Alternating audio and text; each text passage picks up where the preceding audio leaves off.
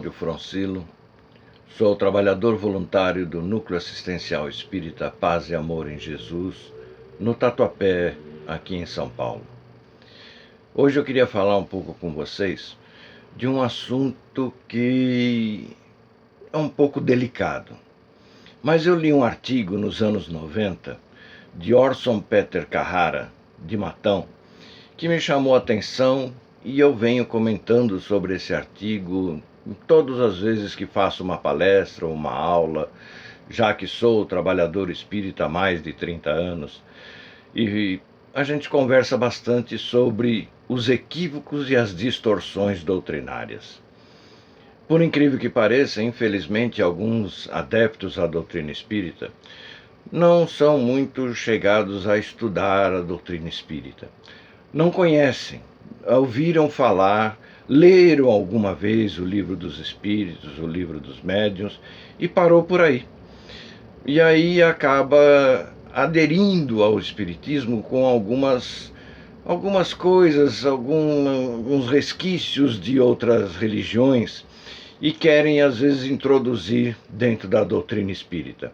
Não fazem por mal, fazem apenas porque desconhecem totalmente o que o Espiritismo prega, qual é o corpo de doutrina.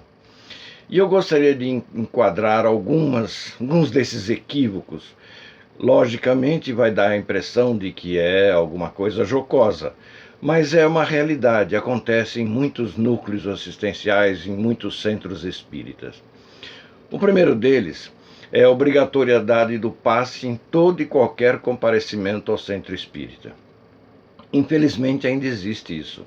Tem gente que acha que só porque vai no centro espírita é obrigado a tomar passe, seja ela quem for, porque ela poderá, se ela não tomar o passe, desvirtuar a psicosfera do centro espírita. Eu gostaria de entender de onde tiraram isso.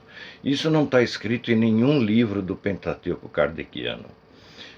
Afinal de contas, vamos obrigar as pessoas a tomarem passe? E se elas não quiserem? E se elas não forem espíritas? Se elas, por exemplo, o leitor da água, o leitor da luz que vai no centro espírita, vamos supor que ele fosse evangélico, e então ele, para entrar lá para fazer o seu trabalho, ele é obrigado a tomar passe, porque senão ele vai modificar a psicosfera do centro espírita? Isso é um equívoco doutrinário. Um outro é que toda pessoa que chega perturbada ao centro espírita é médium. Também não sei de onde tiraram isso, mas fala-se muito isso. A pessoa chega com problemas de distúrbios comportamentais, um problema psicológico, psiquiátrico, um problema neurológico, e as pessoas começam a achar que é mediunidade, precisa desenvolver. De onde tiraram essa informação? Isso não é a realidade. Nem todo mundo que chega com problemas, chega perturbado, é realmente médium. Ele pode ter um problema psiquiátrico, um problema neurológico momentaneamente, e não ser médium, porque ser médium não chega com a mente perturbada no centro espírita. Pode chegar com as emoções adulteradas, as emoções alteradas, mas não perturbado neurologicamente por causa da mediunidade. Uma outra coisa é, os médiuns são seres elevados e extraordinários. Imagina, mentira. Médium é aquele que mais está equivocado, aquele que mais esteve equivocado, e por isso vem médium. Médium é uma faculdade orgânica, que a gente já nasce com essa faculdade, com essa possibilidade da mediunidade, para podermos aprender, para podermos ressarcir, para podermos auxiliar as pessoas de alguma maneira, porque desvirtuamos ou nesta encarnação ou no passado, mas não são seres elevados e extraordinários de jeito nenhum. E essa agora, que os oradores e expositores são seres infalíveis. Falou, tá falado. Brincadeira essa. Desde quando que orador e expositor espírita são seres infalíveis? Imagina, Muitas vezes a gente escuta as pessoas falarem de coisas que são achômetros, que ele acha que ele interpretou desta maneira, mas não quer dizer que é o que a doutrina nos prega. Por isso temos que tomar cuidado. Não, toda vez que nós ouvimos um orador falar, mesmo eu que estou aqui falando com vocês, não acredite em tudo que eu fale. Vá no Pentateuco Espírita e veja se aquilo que nós estamos falando é a realidade, condiz com aquilo que a doutrina apregoa. E aquele que diz que médium experiente não precisa estudar. Como é difícil fazer médium experiente estudar. Parece que é uma coisa do outro mundo, porque eles acham que já leram o livro dos médiuns, o livro dos espíritos, o Evangelho segundo o Espiritismo, o céu e o inferno e a Gênese uma vez na vida, já é o suficiente. Imagina, você tem que ler, reler, estudar, aprender, porque cada vez que você lê o livro dos Espíritos, você enxerga de uma maneira diferente ou de alguma posição diferenciada que antes não tinha visto, porque você está com a mente mais aberta. E estando com a mente mais aberta, você começa a ver parâmetros que antes você não enxergava. Por isso o médium precisa estudar sempre para aprender cada vez mais. Nós não nos formamos em espiritismo, nós aperfeiçoamos a cada dia. E aquela história de que não se deve bater palmas ao final de palestras para não dispersar fluidos. Eu não sei de onde tiraram isso.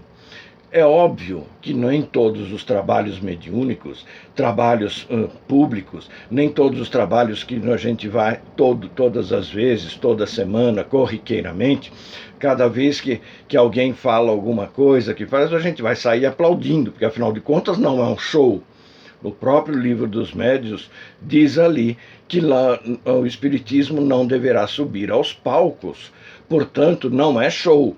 Mas se nós convidamos, por exemplo, um expositor que venha com uma eloquência, que fale bastante, por exemplo, um Divaldo Pereira Franco, o Raul Teixeira e assim sucessivamente, que venham conversar conosco, venham nos trazer suas ideias, os seus conhecimentos, para que nós possamos aprender cada vez mais.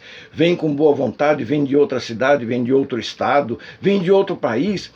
Nós vamos receber a nossa casa, ele vai fazer a sua palestra e quando termina a palestra todos ficam só olhando assim para ele, como quem diz, já acabou?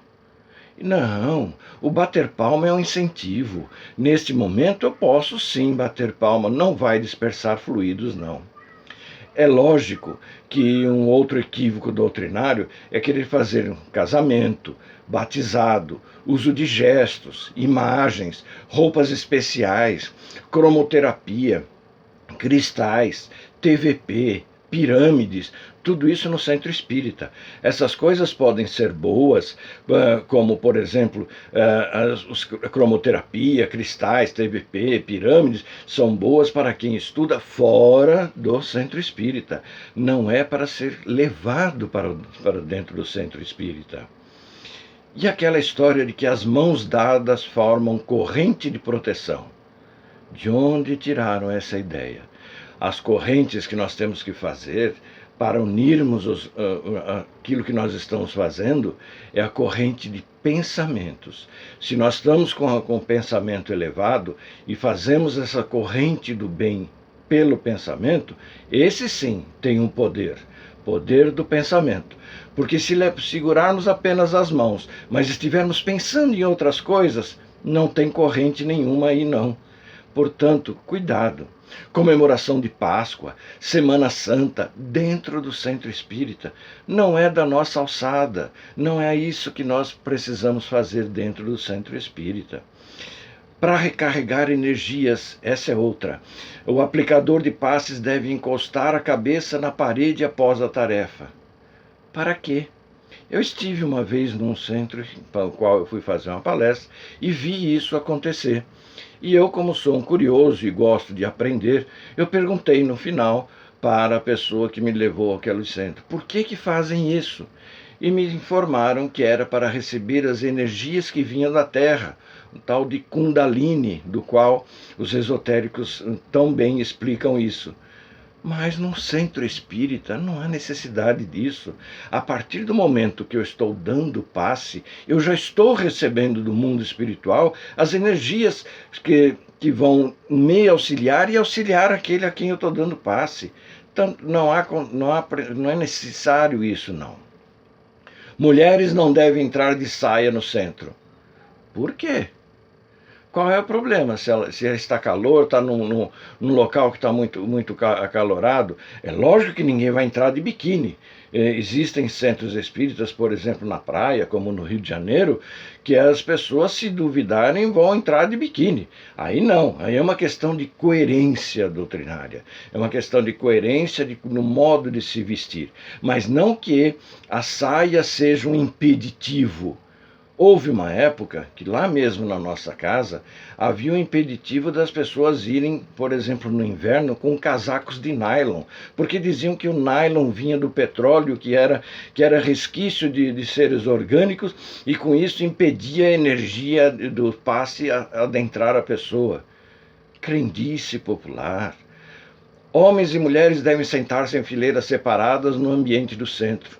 De onde tiraram isso? Só se for nas sinagogas, porque as sinagogas são assim. Os islâmicos também são assim. Mas nós somos espíritas, nós somos universalistas, nós não temos que segregar ninguém. Reencarnação serve para pagar dívidas. Imagina, não. Reencarnação é muito mais que isso. Reencarnação vem mostrar exatamente aí está a justiça divina. Porque sem a reencarnação a gente não consegue explicar determinadas coisas. A gente não consegue ressarcir os equívocos que cometemos no passado, ou mesmo nesta encarnação. A reencarnação veio para nos auxiliar a aprender aquilo que deixamos de aprender no passado, como uma escola. Na escola, se eu não aprendi naquele ano, eu necessito repetir para poder aprender aquilo que eu deixei de aprender. Então não é para pagar dívidas, é para nos auxiliar, para aprendermos cada vez mais e ressarcir equívocos, e não pagar dívidas. Os espíritos comunicantes sabem tudo. Imagina, esse é o pior deles. Espíritos comunicantes, graças a Deus, Kardec deixou isso muito claro, quando ele logo percebeu no começo do seu apostolado, de que os espíritos tinham muitos que enganavam, tinha muitos que não sabiam, eram falsos aprendizes, eram falsos sábios, eram pseudo-sábios, como ele mesmo coloca isso no Livro dos Espíritos.